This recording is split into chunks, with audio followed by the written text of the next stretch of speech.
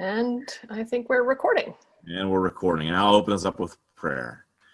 Dear Lord, thank you for this day you've given us from this break of rain, at least in my neck of the woods. Amen. We thank you for everyone gathered here today. Thank you for Lee McDermott, especially as he continues to heal. Be with him during his healing process and get him healthy soon. Be with the conversation tonight and all those that hear it. We ask that what is spoken here tonight we will go forward with and be able to help people in our communities and those in our pews and our congregations, help them with this very serious problem. This we ask in Jesus' name. Amen. Thank you, Mike. I guess I will take over at this point, and I want to welcome everybody to our second session of the webinar series, Into the Light, Christian Responses to Addiction. And tonight's topic is on love and enabling. This is actually the third session in the curriculum that was developed by the Addiction Ministry Network group of the Presbytery of Redstone here in Western Pennsylvania. And most of us that are on tonight are part of that committee. So thank you for being here, and especially thank you to Lee for your leadership in the development of this program. And I hope that I can do my end of it justice tonight. With me in sharing tonight's program are going to be myself and Reverend Sue Washburn of Reunion Presbyterian Church in Mount Pleasant, and Elizabeth Comer, who is the Director of Clinical and Case Management Services at Westmoreland County Drug and Alcohol Commission here in the western part of the state. And thank you, Mike, from the Synod of Trinity for hosting us and sharing so we can share our work with you and those that are here. As most of you know, we developed this curriculum to help our church members understand the dynamics of addiction and to help them begin to explore how we as a church can be part of the solution in helping individuals and their families who are broken by substance use disorders to come to wholeness through Christ.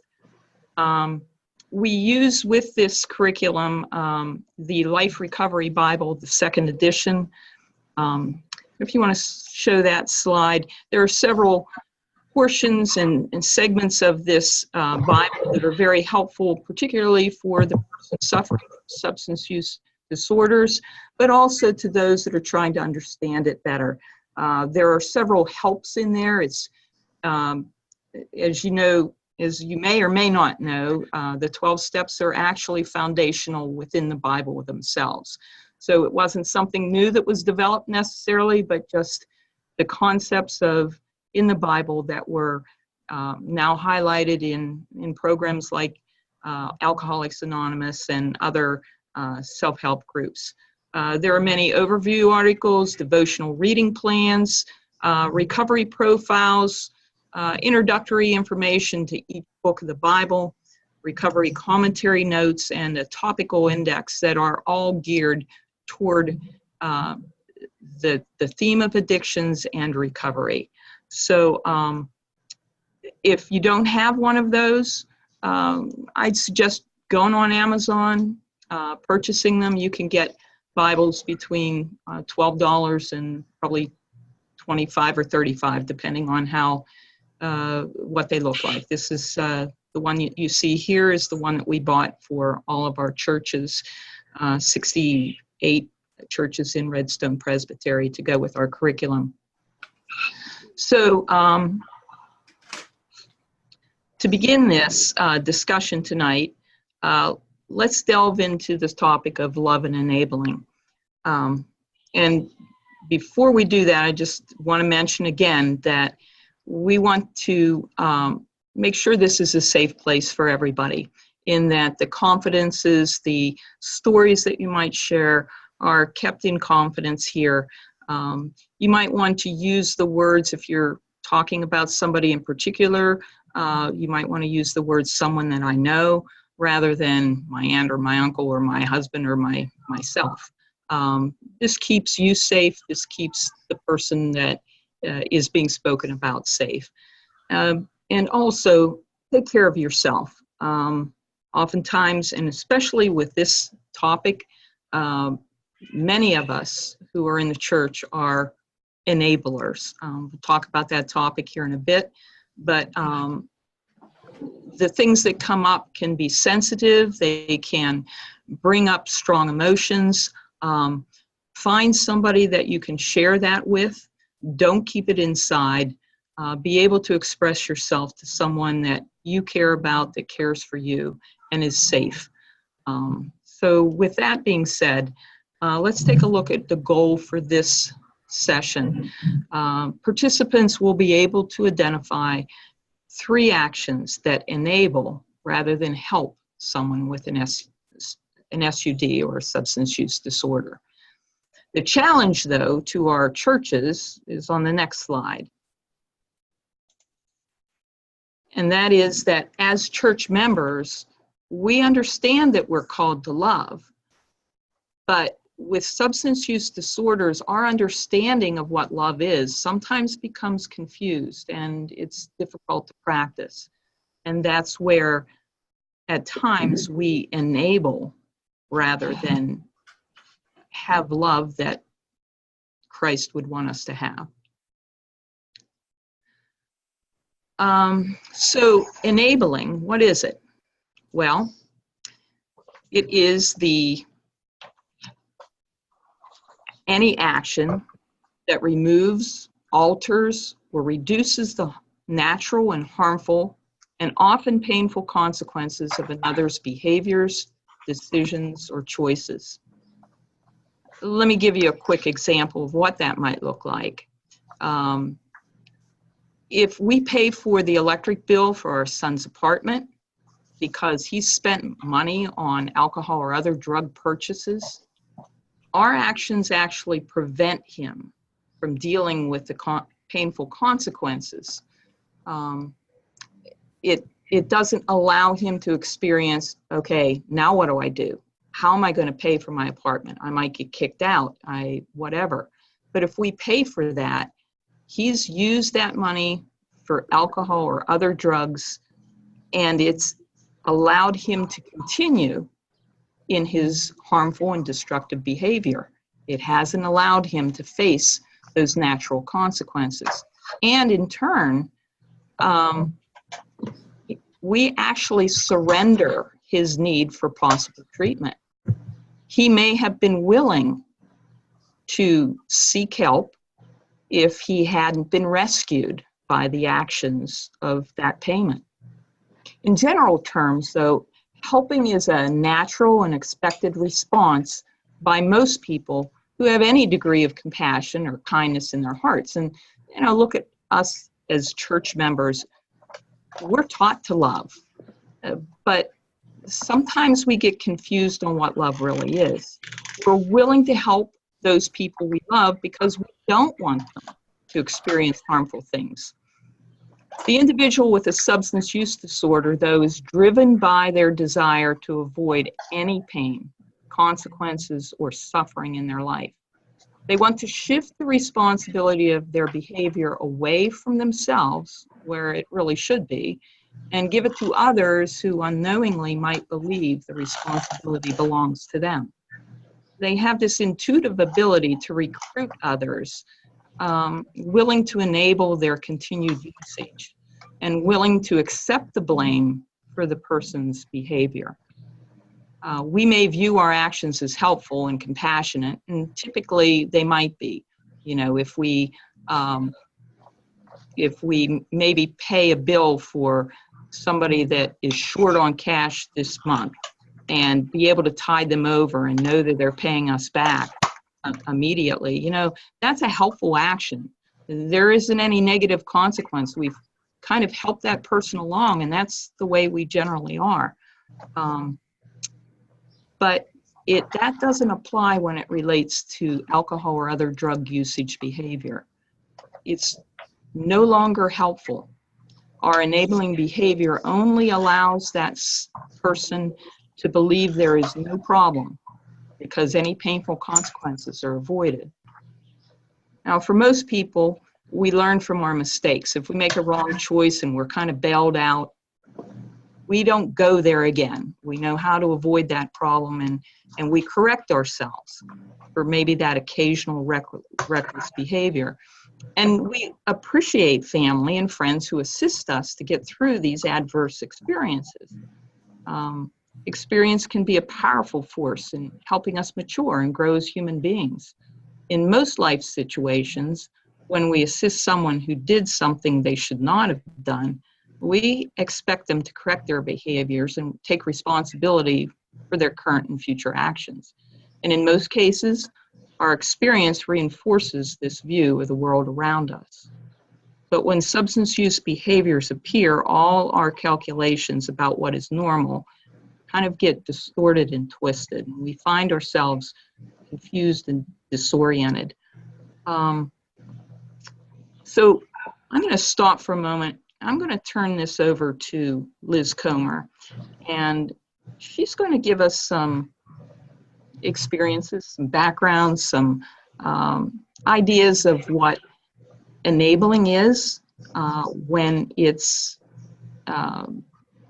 with the person that's suffering with a substance use disorder, and how our actions may allow them to continue in that disorder and not seek help. So Liz, I'm going to turn this to you. Thank you. Yeah, something that's always stood out to me when we're talking about enabling is one quote that I heard a long time ago, that helping is doing something for someone who is unable to do for themselves, versus enabling is doing something for someone who is fully capable and should be doing something for themselves. You know, that's the major difference. As Linda highlighted, when we look at general enabling, it could be ignoring dangerous behavior, not expressing emotions. When you see someone who's active in their addiction and they're hurting themselves through behaviors, meaning, you know, they're coming home intoxicated, maybe they're drinking and driving, and maybe they're missing work, not saying something to that person for fear of upsetting them is enabling that person's behavior, because they don't have that natural consequence. Prioritizing the individual's needs before their own. If you have health conditions and you're spending more time taking care of that person versus taking care of your own medical condition, you know, that's harmful too. And that's another example of enabling. Lying to people to cover up natural consequences. For example, let's say you have a family party, you know, it's a birthday party for a child, and that child's uncle was supposed to come to the birthday party, but he doesn't show up. There's usually an excuse or a reason for why he doesn't show up, when in all reality, maybe he never called to cancel, or maybe he was at home intoxicated or under the influence. You know, all just different examples. Blaming others, you know, it's everyone else's fault than the individual. You know, if his boss wasn't so mean to him, he wouldn't have to go out and use. You know, if there were more services available to him, he would be well. He can't get into treatment, when in all reality, there are services available. Enabling, when I look at a specific example, I can think of one individual who I knew very well through being in the field, and we'll say this individual, will make up a fictitious name, that his name is Mark. So Mark, you know, had a long substance use history and came from a very, very loving family. Mark, his history started in late adolescence in high school. Well, this individual unfortunately ended up drinking a lot and wasn't successful in college. So what his family often spoke about was how he wasn't ready for college. He wasn't mature enough for college. When in all reality, Mark's substance use disorder is what affected his ability to participate in school. That's another example. From working in drug and alcohol and being a parent myself, I know as a parent, we're often our child's greatest enabler, even though we love them. I taught underage drinking classes for years. Parents would tell me how for prom, for high school, or any other party, They would allow kids to drink in their own home underage because they were fearful that if their child drank somewhere else, they would end up getting in a DUI or getting into an accident. When we don't look at, we're already telling our children that it's okay to drink underage. It's okay to participate in that behavior and drink to the point of intoxication. And that's another, initial point of enabling. Paying bills. I've met family members who have paid tens of thousands of dollars and literally to the point of bankruptcy to support people for paying for their bills, their medical bills, their treatment bills, you name it. I've had many clients whose family members truly put the client's needs first. One example being a mother who had significant health testing. She, unfortunately, there were concerns that she had a serious neurological disorder. The mother never went for that testing because she was more concerned about what was going on with her child. And unfortunately, the disease process went further and further for her, which could have been preventable, but she couldn't see outside helping him. And what you learn in the recovery process is, in order for your loved one to be healthy and start recovery, you need to be in your own recovery first. Because when you're not in recovery and you're with them in their cycle of addiction, you're just enabling them. When they start to see you healthy and set up those healthy boundaries as a family member, it makes a significant difference because they don't get that reaction anymore. They have those consequences. And it's not that easy. It doesn't continue their behavior.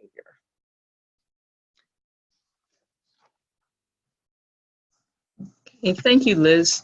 And if anybody has any questions as we go along or comments, you can send a chat to Sue or to all of us, depending on how comfortable you feel with that. And we'll maybe have a chance here in a very short time to answer some questions verbally. We can unmute mics and have a chance to do that. So thank you, Liz. I think it's always helpful to hear examples of what is helpful as far as, what is true help, what is enabling.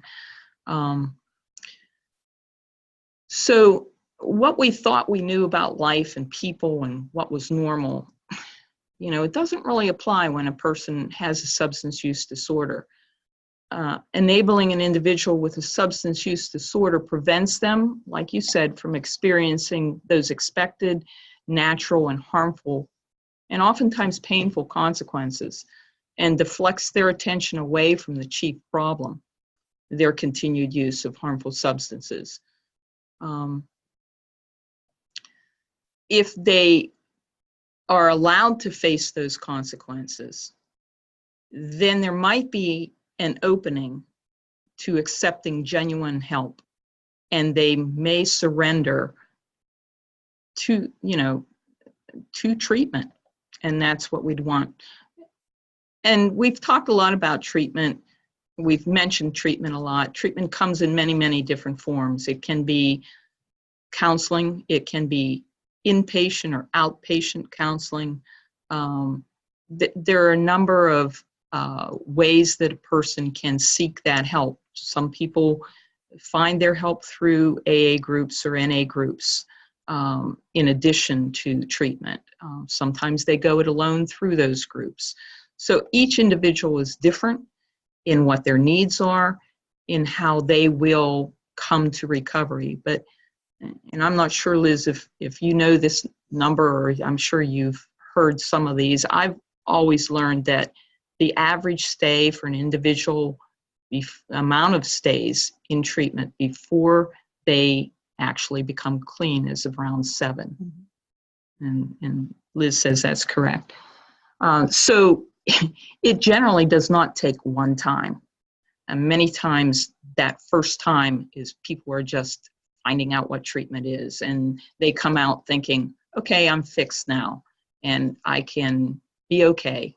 And without further supports, they're right back to where they were very quickly. So in any discussion that we talk about with substance use disorders, you've probably heard this statement before. We can't help them until they hit bottom. You've heard that before, I'm sure. Just nod your head if you have. Okay. Well, that's true to a degree. But we can affect that bottom. The people around us that are enabling that individual prevent them from hitting the bottom. In fact, the bottom becomes further down for them when we use enabling behaviors. We don't allow them to face those consequences, and so I don't have to deal with it. I can continue using, or nobody notices, whatever it may be. So oftentimes, until the enabling behaviors end, that person is not going to be able to get themselves into treatment. Most people do not voluntarily go into treatment. They may have to definitely experience that or have somebody apply pressure. Many times it's the legal system that puts them into treatment. But they are facing those consequences and finally able to do that. In any AA meeting, you might hear someone state they got into AA because they got sick and tired of being sick and tired.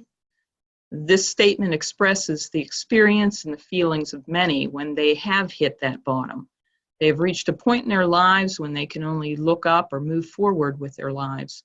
The pain and suffering and consequences that they're now able to face because of their usage has become so intolerable when they haven't been saved from it by people that are enabling them, that they need to seek a new direction.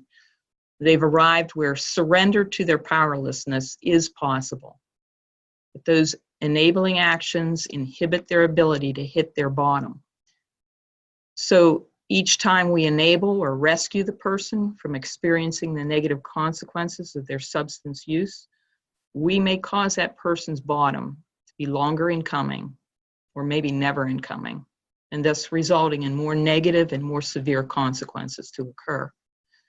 We need to learn when we are being helpful and when our actions are preventing the person from facing responsibility for their behaviors. And as difficult as that is for us, we need to allow the natural consequences of their behaviors to play out in their lives. They will not surrender willingly to their substance use disorder without a fight. They'll get angry, they'll create conflict, they'll make threats, they'll disrupt our lives and everybody around us. Anything to deflect the problems away from their usage. But most of us, most people, lack the skills and the strength and the knowledge to know how to effectively cope with those defensive tactics. Dealing with anger and conflict requires most people to seek support and education from others outside the situation. So really, until the enabler, the people that are enabling and allowing those actions to continue, find strength and help through other support systems, there may not be any change in that person's behavior. And Lee has often said, he said, we should never go it alone. We want success in stopping our enabling behavior, and we need to get that through others that have the experience and the knowledge. And we have a lot of those resources in every county. They're available through the single county authority, where we shared those numbers with you the other day, last week, and we'll share them again at the end of this session. When we reach, yes. We did have a question. At some point, is there a point where a substance user protects the substance they are abusing, and is that a way to sort of tell that that use has turned into a disorder? You want to handle that answer? I was going to say, I'm going to turn that over to Liz.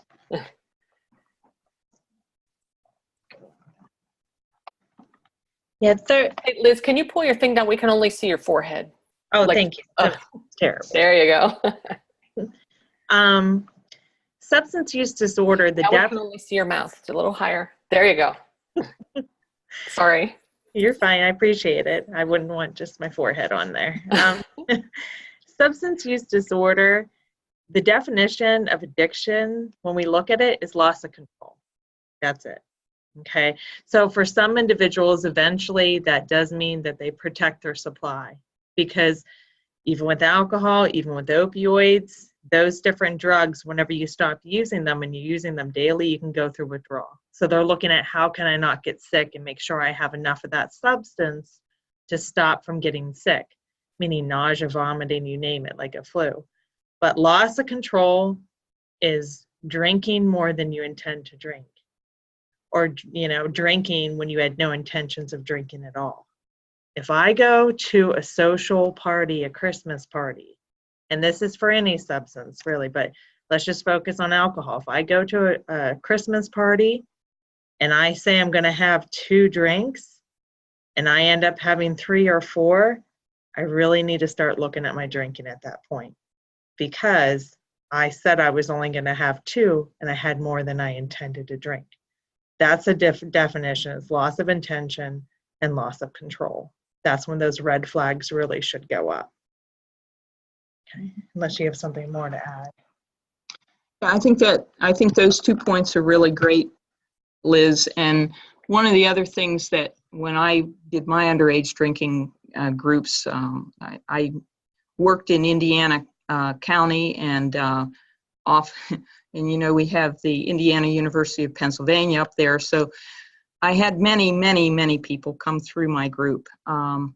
The preoccupation with the substance. When am I going to get it next? Making sure that I have that supply. I would tell the kids, well, let's think about it. Do you plan for when you go to the next party? That's looking forward to it. That's planning for it. So those are some key indicators too. Protecting the supply, making sure you always have. Trying to quit and failing. Those are some other things. There are about 8 key indicators that are, I wouldn't call it a checklist necessarily, but they're things that you need to be aware of, that if you're seeing these symptoms, I'd call them symptoms, because addiction is a medical condition. It has very specific symptomologies. Just as you would go to the doctor and you would tell him all the symptoms that you have, he would come up with a diagnosis. And that is very similar to what we do with substance use disorders. We go through kind of a listing of, did you grow up with, in a home where there's addiction? How are your coping skills? I mean, do you get angry often? Who do you run around with? Who's your peer group? These are all indicators that we need to be aware of. And when I was doing my education classes, these are the things we talked about with kids in elementary school through high school, to be aware of your background and your risk factors that are there. And then you can still make choices then, because, hopefully you're not to the point where substances have taken over the brain functions and you don't have choice. One more question that has come through the chat. Do enablers fail as often as the abusers? Probably just as much. Yeah. Yes, because if you try to do it alone, like Lee has mentioned, you're going to fail every time. The substance user, he'll defeat you one-on-one always, through arguments, through the actions that they do, and make you feel helpless.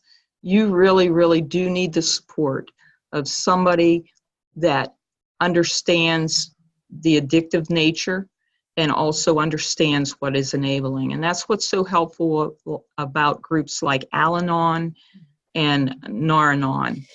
They are groups of individuals that have been the enablers and are the enablers, gaining support from each other, learning what actions are enabling, and going there and hearing from others that have been in the same walk that they're in is so helpful for them in their own recovery. When we recover as enablers, then there is a better chance that the person with a substance use disorder will be able to face and understand that they need treatment also. Oftentimes it's the family members getting well that help the substance use disorder individual into getting into treatment. Does that help as far as an answer? I think so, yeah. Okay. Are there any other questions or thoughts?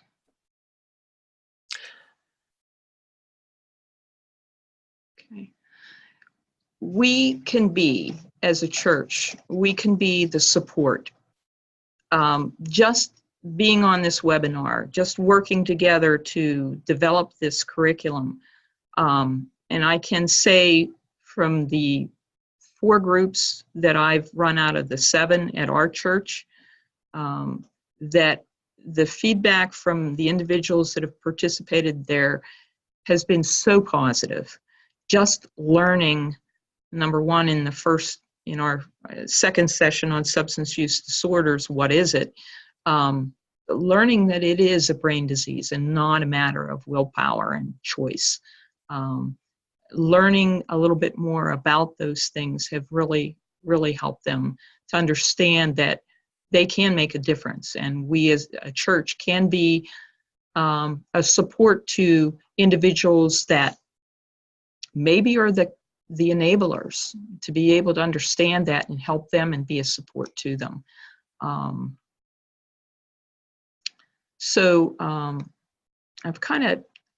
think I've covered some of the information here that we wanted to talk about.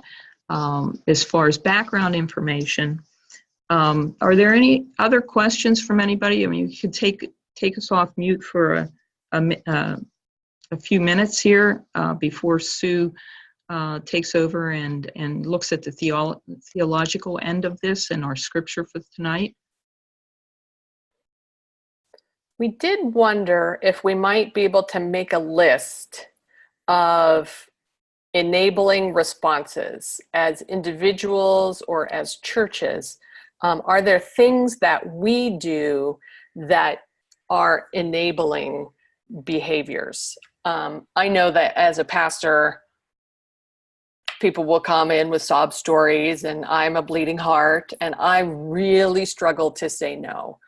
I just wonder, could we brainstorm as a group some of the enabling behaviors that we might engage in? And I'm going to go ahead and throw up a blank slide and we can just list them as we go. But let's do this verbally, rather, because I can't do the chat and type at the same time. So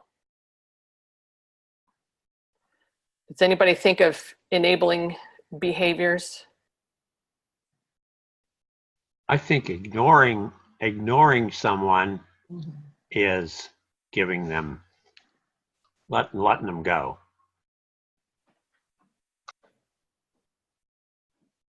So ignoring the behavior? Yeah, not sort of walking away from whoever it is. Mm-hmm. I'm not sure what that means. Yeah, I would agree with that, Dan. I would say that sometimes people don't know what to say to an individual. It's not so much that they ignore them, but not knowing about substance use disorders, not knowing some of what these sessions are covering, that we don't know what to say to that individual. If they are complaining about their husband drinking too much, or my kid, I think he's involved with drugs, I don't know what to do. knowing the resources that we have available, letting them know that they're not alone, that there is help for them, and guiding them to some of the resources like Al-Anon or Nar-Anon, whichever is appropriate, and understanding that Al-Anon is more directed toward family members or friends of those that are involved with an alcohol use disorder, as opposed to Nar-Anon, which is more directed toward those that are addicted, family members that are addicted to narcotics or other substances like methamphetamine or various other drugs, cocaine.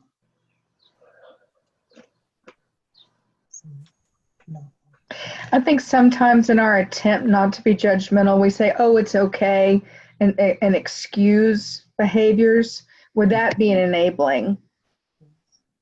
Yes. Yes. Minimizing what the problem really is. Oh, he's just blowing off steam. It's everybody has a few drinks, and, that kind of minimization that you're not really seeing a problem. What's the matter with you? If we acknowledge instead that, yes, this could be a problem, that is a helping action to those that are looking for help. They're reaching out. They're searching. I have a question. What about the person who I may feel that they are abusing or using too much of a substance, while at the same time, that person is very responsible. They are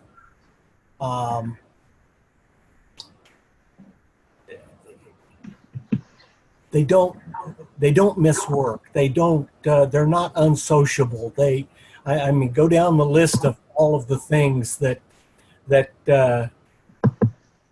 normally you might look at them and go, that's a problem. But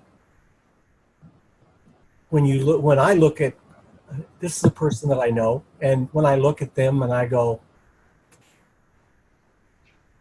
they're not causing any problems. Now, having said that, knowing what I know about abuse and so on, there are risks involved. I mean, they could have a car accident. There's always something that could go wrong that would be influenced because of their usage. It hasn't happened, but at the same time, I look at this person and go, that person is amazingly responsible, giving, caring, active with doing things for others. So am I enabling by not confronting them? And there have been times that I have confronted them, but that's not the typical user, I would say. Yeah, it's surprising when you look at addiction and substance use disorders. There are so many people out there who have them, and we don't know it. And you're right, when we think about substance use disorder, a lot of times we think of the individual that can't make it to work, that can't hold a job, has problems with interpersonal relationships, that are well known. But I can tell you just from my experience, there are many people, because it doesn't discriminate. You look at judges, lawyers, doctors, who suffer in silence. I've known many individuals who go to work all day, are successful in their job from a viewpoint, but then they go home at night and drink all night, and then they go back to work the next day. They're successful in their job, but when we take a step back, they're going to work possibly still hungover, under the influence, could get into a wreck. They're taking on call, while they're drinking. They haven't visited their family members in a long time because most of their time they're preoccupied with activities that include alcohol or drugs, or they avoid them. So when you look at addiction, and people with substance use disorders are resilient. They truly are. They have resiliency. Their behaviors that they have are very unhealthy when they're active in their addiction, but they find a way to follow through with that addiction until they're ready to change. So I think anytime you have a concern about someone, that's that time to voice that opinion, because by not voicing a concern would be enabling, if that makes sense, Liz, that reminds me of something.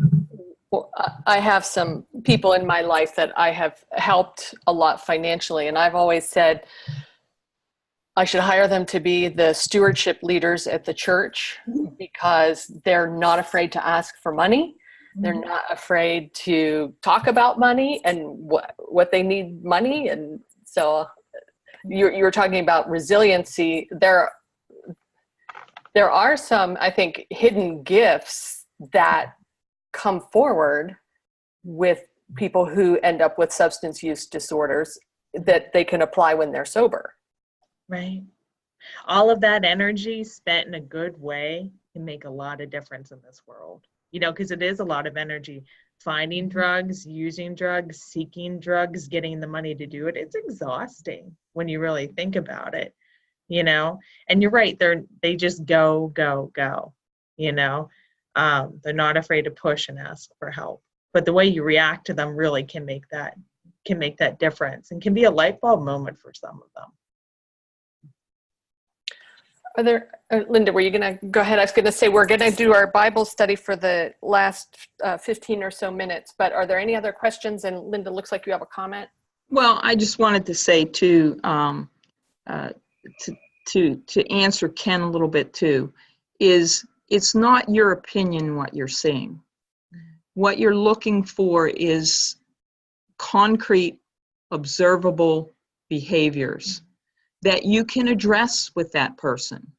You can say, I have a concern that I'm seeing you come home at night drinking and spending all your money on this, and letting them know that these are some of the not predecessors, but they're signs. They're signs of an addiction, signs of a developing addiction. You don't have to call them an addict, and you don't want to do that because that's very discriminatory and degrading. You knowing what you know, what you're learning about substance use disorders, tell them up front what you're seeing. Why are you concerned? Write it down. And with the trainings that I used to do with businesses, I would train supervisors to do, they had drug testing there, and they always had to, if there was a suspected use, they had to document what they were seeing. You do the same thing. You make mental note of what is it that I'm seeing that I can put into words, not a feeling, but an objective behavioral response. And talk to them out of love. I'm very concerned. I care for you, but this is what I've been learning about substance use disorders, and I'm seeing some of these things in you. This is what I'm seeing. You make every opportunity to drink. You drink more than you should be drinking. The limit is 1 per woman and 2 for men at any one setting. And if you're seeing them down a 6-pack, guess what? That's an observable behavior that you have a chance to help educate them on and help bring some awareness to them, because they have to process that. And if you do that in a loving way, you are certainly more likely to make some impact than you would if you are talking to them out of anger or frustration.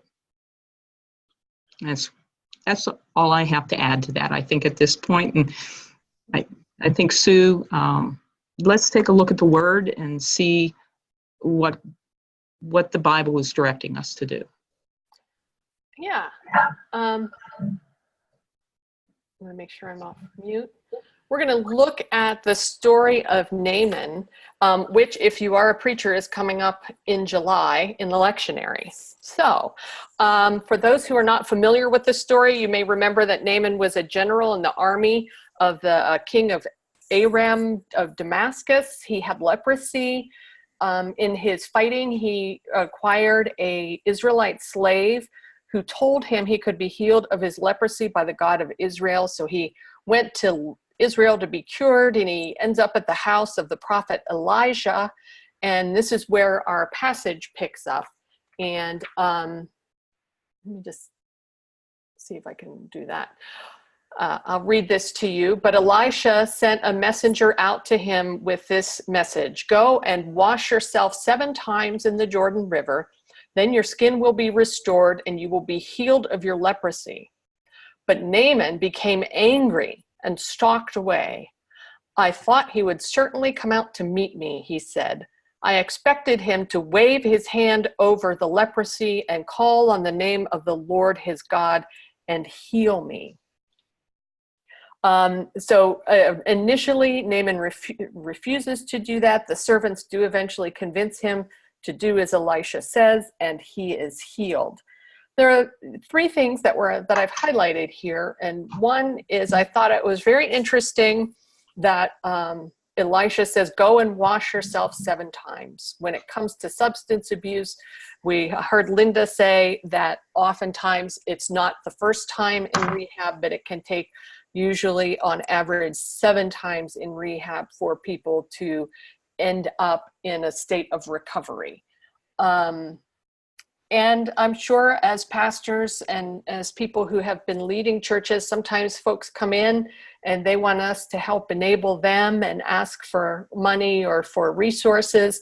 And when we say no, they become angry.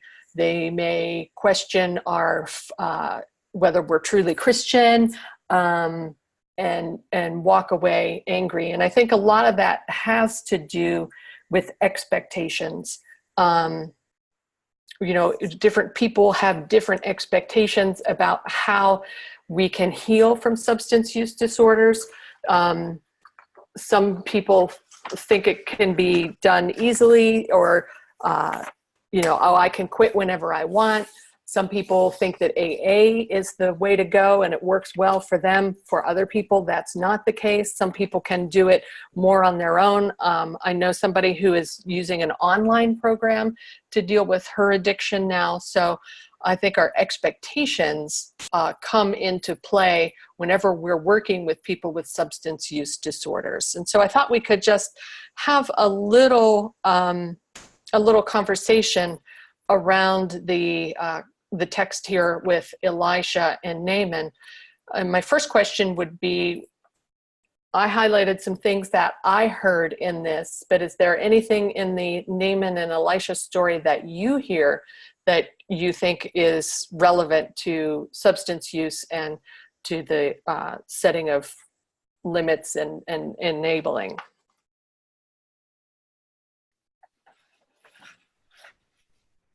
Yes, Sue, what I heard was that Naaman expected this to happen. Just like the substance use disorder individual expects everybody else to do what he needs to do or she needs to do. So, Naaman was expecting somebody else to do the work that he needed to do himself.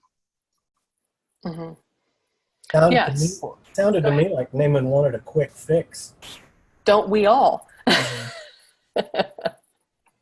What the scripture tells me particularly is over the years I've had countless families who've approached me about some loved one who had a problem. And the family's expectation was I was going to send them off to a treatment center and everything would be all right. without realizing that the pastor or counselor, I mean, there'd be some willingness on the person's part into treatment. And when I tell the family, what you need to do is look at your own behavior, your own enabler first. How is it preventing the person from entering into treatment? Then they get angry at me because it's their problem, not ours. They didn't see themselves as a part of the problem or the solution. So there's a lot of pent up anger by the time you're actually talking to somebody about how they might help. And so part of that name and story reminds me of those kind of experiences. Yeah, and I think one of my goals is actually probably we should move on to that since we only have 5 more minutes, is to come up with a list of behaviors that we can do that can help people with their substance use disorder, behaviors that we as individuals and pastors can engage in that are helpful instead of enabling. And I think we have some pastors in the group. We have some people who have worked in treatment and with substance use disorder. So my hope is that we can take away, 3 things that I can do as a pastor to help rather than enable a congregant or a loved one. And and it's not just pastors, but 3 things that we all could do when it comes to dealing with folks who are suffering with substance use disorders, so that we can be helpful rather than hurtful. So are there, to the experts in the room, are there things that we can do? Well, one of the things is that when you encounter someone, who has a substance abuse problem, or you suspect, is a lot of pastors are approached that way, is don't let the person direct the conversation. A lot of people who have a substance use disorder, when they want you to enable them, they want to control the conversation and what's talked about and what you focus on. And you need to realize that so that you can direct the conversation to something that's more productive, healthy. But sometimes they want to control it. So you have to prevent them from controlling the conversation. Like they put you in a position where they want you to make a decision right now, which is a sign that you're being manipulated. And they're attempting to enable. They're trying to get you to enable them. Okay, so great. So we try to control the conversation. Okay. How about this? Listen - offer - listen. Can you unpack that a little bit? I find this is bringing up, I have had some people directly involved with abuse, but everything you've said tonight and people reflecting have talked to me. I've been dealing more with extended family members, mostly grandparents. They want the naming solution. Wave the hand. Why isn't he fixed? And they are passively enablers, or not aggressively, but they enable the situation too. But listen to them and make some offers. But the grandparents and grandaunts and uncles aren't so easy to help. Mm-hmm. They're part of the enabling problem. That's what I'm taking away from this. Okay. Any other thoughts? Things that we can do? And I'm an advocate, as you know, for education, helping people understand this substance use disorder, providing opportunities for learning in your church, whether it be through a group like this or pamphlets that you have readily available, knowing what resources you have in your community or your county for help, knowing where NA and AA and Al-Anon meetings are held, Celebrate Recovery. There are a raft of different groups that have sprung up that are very solid in helping people in support. So knowing those things, being able to readily have that information available, even walking and going with that individual to a meeting to assist them to go. I mean, it can be very intimidating to go by yourself to do anything, but if you have a hand willing to go with you, a person, a body, willing to go with you, it's not as scary. It's scary for anybody. Sue, I know a mom who tells her son, I will do everything I can to assist with your recovery. I will not enable your addiction. And so when she's saying that, she's constantly filtering, what is this action doing? Which one of those two things? Mm-hmm.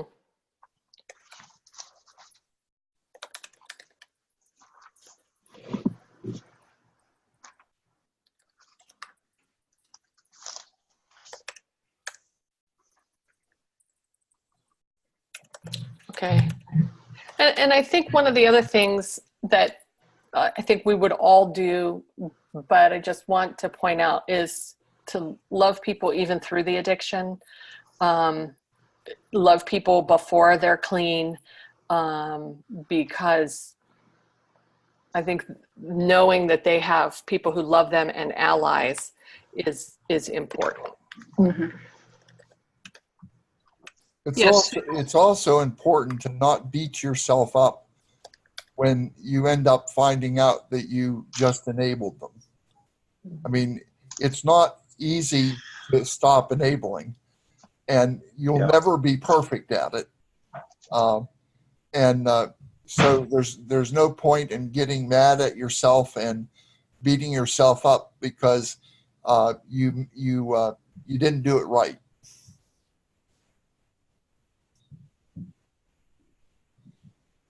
Okay, we're at 8 o'clock. That is the time. And I wonder if we want to just do a quick round robin, if anybody has any closing thoughts, or anything for us to think about. As always, if you would like to send a chat for things that we could do better the next time, we'd love to have feedback. As many of you may know, Lee McDermott, who is with us tonight as a commentator, was supposed to be leading, but because of some health concerns was not able to do that. The curriculum was pretty much his idea and his baby, so we are so glad, Lee, to see you and to have you here with us. And hopefully we'll be able to see you again next week, so thank you for being here. As always, you can send a chat with feedback if you would like. One thing we would like to do is to close with the Serenity Prayer, unless there are any final comments. Okay, I'm going to try to share my screen here for the Serenity Prayer, and we'll go ahead and unmute and we will say it together. And then we'll also, when I'm done, put up the numbers for help if you are somebody who needs a little bit of help looking for resources for substance use disorders. So let us join together in the Serenity Prayer. God, grant me the serenity to accept the things I cannot change, courage to change the things I can, and wisdom to know the difference. Amen. Okay, that concludes where we are this evening. Send any chats. I'll leave the chat open for just a little bit longer. If you have any feedback, any questions, something that you would like to see us address in the future, we're open to all of it. But thank you all, and thanks for sharing your experiences, and so that we can learn from each other. Thank you, Sue. And would you put those numbers up for just a second? Oh, yeah. Sorry. Let me get this and a share. We'll just leave these up as we all log off.